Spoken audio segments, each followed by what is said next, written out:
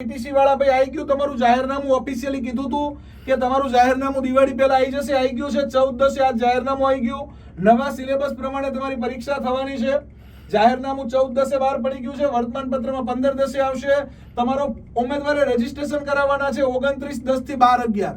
29/10 થી 12/11 રજીસ્ટ્રેશન છે અને પરીક્ષા સંભવિત 14 ડિસેમ્બર એટલે ડિસેમ્બરમાં પરીક્ષા છે. તમને કીધું તું વાલા ડિસેમ્બરમાં પરીક્ષા છે.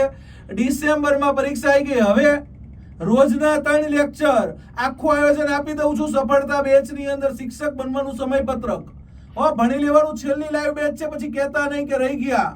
બરાબર. જાહેરનામું ઓફિશિયલ આવી ગયું નવા અભ્યાસક્રમ પ્રમાણે.